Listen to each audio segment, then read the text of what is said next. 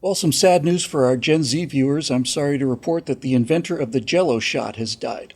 Hi, everybody. I'm Bill Whittle here with Steve Green and Scott Ott, and here today to lament the passing of a person who I've always admired enormously, who, in fact, apparently did invent the Jello shot as a way to get around alcohol restrictions at his university. Tom Lehrer has left the building at the far too early age of 97, taken from us so soon and so early. But Tom Lehrer has always been a particular favorite of mine for a number of reasons. Gentlemen, you probably being well-educated individuals, as was Mr. Lehrer. Tom Lehrer was a musical satirist who was very big in the late 50s and early 60s, wrote some very clever songs, and he was a professor of mathematics for most of his life, but he was also a professor of musical theater. And you don't often get those two Venn diagrams overlapping. I'm one of those people that kind of lives in that gray area, so I certainly respect that. The guy in musical theater does not know what a Venn diagram is. No, but the guy who teaches mathematics absolutely does. So Tom Lehrer was, look, like most people in that area, he was what you would call a traditional liberal, and there was a lot of his politics that we may look at as somewhat left wing. But I don't have any particular interest in that particular argument. The thing that interests me, guys, is really almost like the definition of culture. And what I mean by that is Tom Lehrer took very sophisticated social and intellectual concepts and turned them into something that was fun. He had a great deal of musical talent, but he also had an enormous reserve of intellectual horsepower.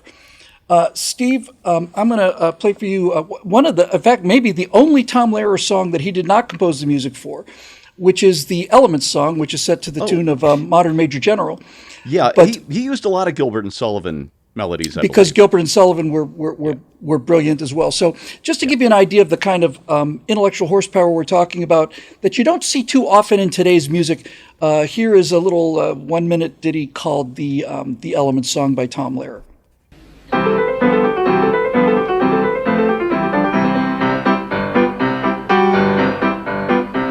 There's antimony, arsenic, aluminum, selenium, and hydrogen, and oxygen, and nitrogen, and rhenium, and nickel, neodymium, neptunium, germanium, and iron, americium, ruthenium, uranium, europium, zirconium, lutetium, vanadium, and lanthanum, and osmium, and astatine, and radium, and gold, actinium, and indium, and gallium, and iodine, and thorium, and thulium, and thallium. There's yttrium, ytterbium, actinium, rubidium, and boron, gadolinium, niobium, iridium, and strontium, and silicon, and silver, and samarium, and bismuth, bromine, lithium, beryllium, and barium. I left out one, actually. A new one was discovered since the song was written. It's called Lawrencium. So those of you who are taking notes can write it down in your programs. There's holmium and helium and hafnium and erbium and phosphorus and francium and fluorine and terbium, manganese and mercury and molybdenum and magnesium and dysprosium and scandium and cerium and cesium and lead, praseodymium and platinum, plutonium, palladium, promethium, potassium, polonium, tantalum, magnesium, titanium, tellurium, and cadmium and calcium and chromium and curium. There's gold and californium and fermium, berkelium, and also mendelevium, einsteinium, nobelium, and argon, kryptonium, radon, xenon, zinc, and rhodium, and chlorine, carbon, cobalt, copper, tungsten, tin, and sodium. These are the only ones of which the news has come to Harvard. And there may be many others, but they haven't been discovered.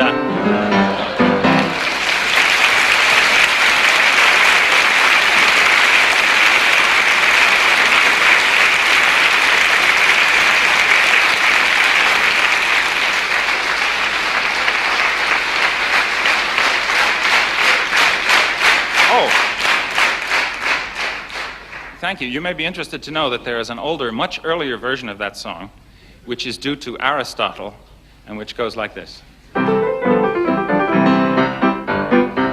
There's earth and air and fire and water.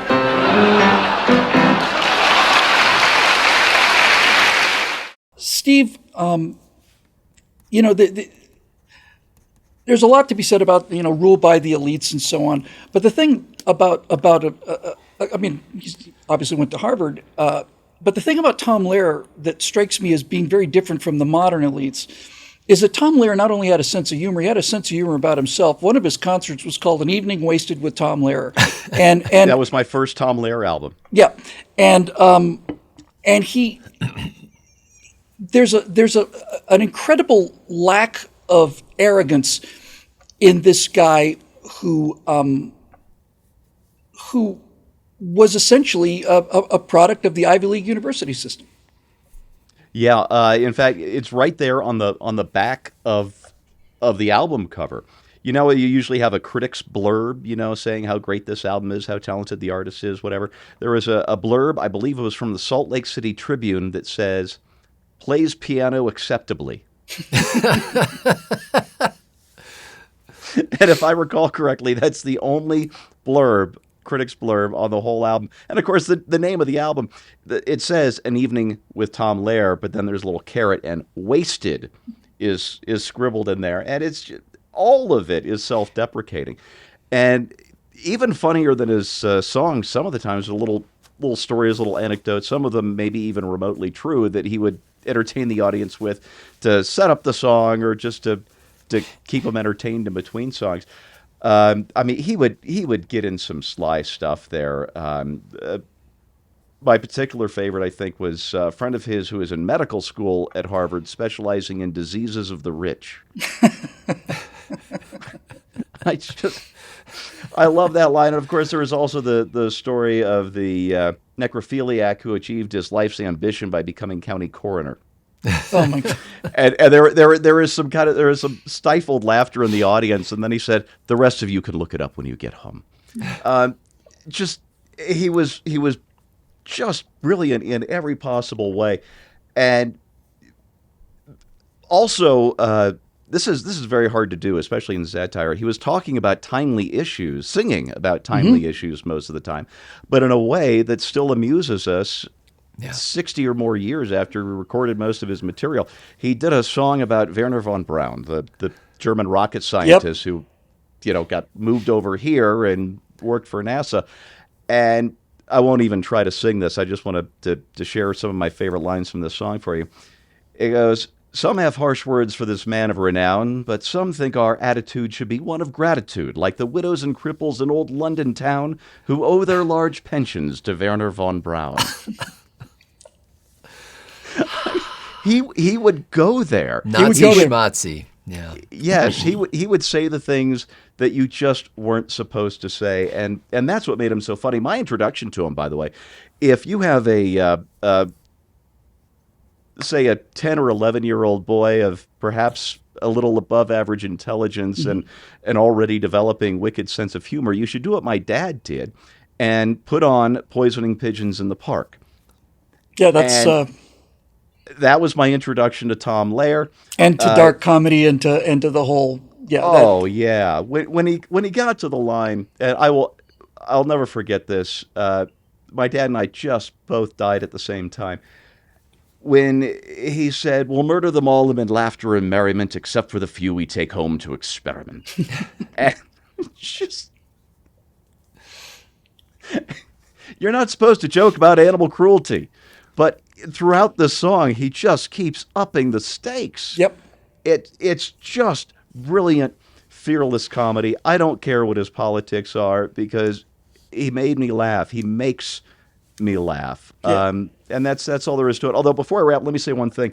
Another musical artist my dad introduced me to also died, I think on the same day or the day before Tom Lehrer did. Cleo Lane, she of the 4-octave range, probably the greatest British jazz singer of all time. She's an amazing talent, and her singing career spanned 5 or 6 decades. I feel like her death is getting overshadowed by Tom Lehrer, and so I just wanted to give her a shout out. And later tonight, after I play New Math one more time, I'm going to put on Cleo Lane live at Carnegie Hall. Scott, Tom Lehrer really reached his peak at a time of late 50s, early 60s, a time of tremendous social upheaval with the Civil Rights Act and so on. And so the thing that strikes me again is it makes him different and in my opinion, far superior to most of the thinking that was going on in that time, was that he could look at something idealistically. It was a very idealistic time on the left. He could look at something idealistically, but could also see the sort of inevitable cynicism that was behind it. So let's just play real quick National Brotherhood Week.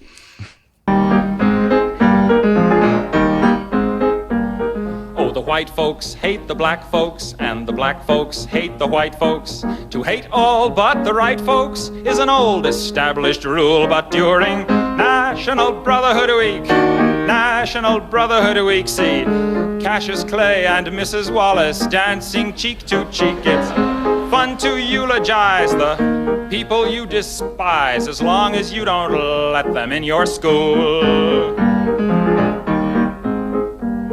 Oh, the poor folks hate the rich folks, and the rich folks hate the poor folks. All of my folks hate all of your folks. It's American as apple pie, but during National Brotherhood Week, National Brotherhood Week, New Yorkers love the Puerto Ricans 'cause it's very chic.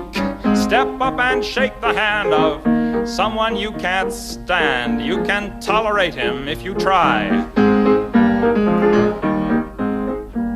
Oh, the Protestants hate the Catholics, and the Catholics hate the Protestants, and the Hindus hate the Muslims, and everybody hates the Jews. But during National Brotherhood Week, National Brotherhood Week, it's national everyone smile at one another hood week. Be nice to people who are inferior to you. It's only for a week, so have no fear.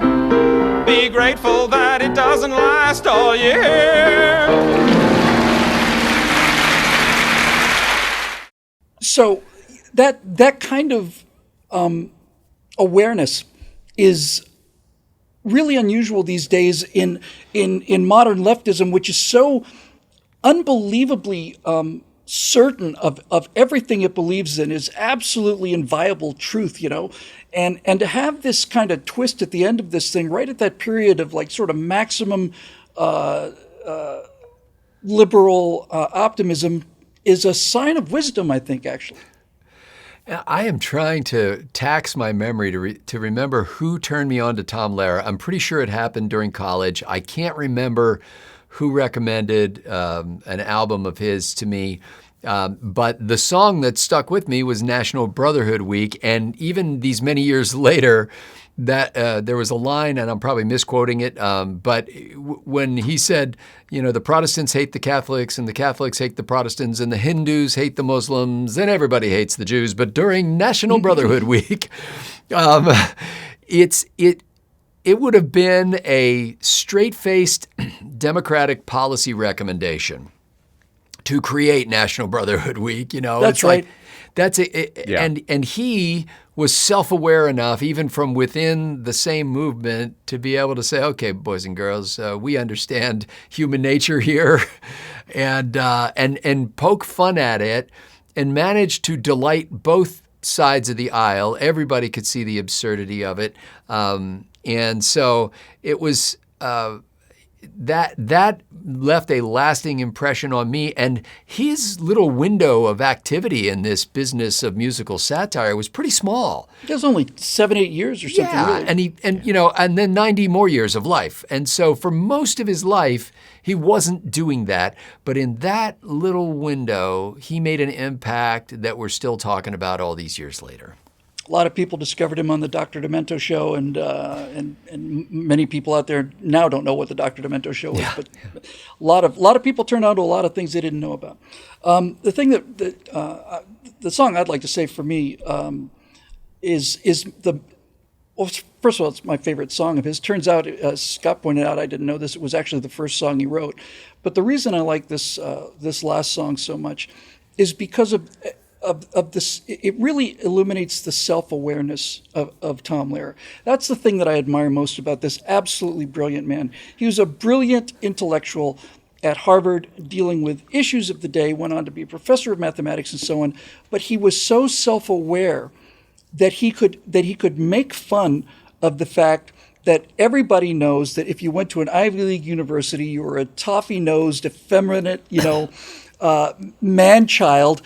And nothing to me captures the ironic spirit of self-deprecation as this classic, which we'll leave you with. I'm Bill Whittle here with Steve Green and Scott Ott. We'll see you on the next Right Angle. But before we go, please enjoy Fight Fiercely Harvard. Some of us used to wander over to the, I believe it was called the stadium, to see if anything might be going on over there. And one did come to realize that the football fight songs that one hears in comparable stadia have a tendency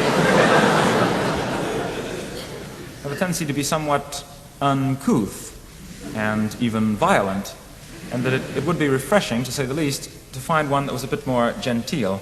And here it is, dedicated to my own alma mater and called Fight Fiercely, Harvard.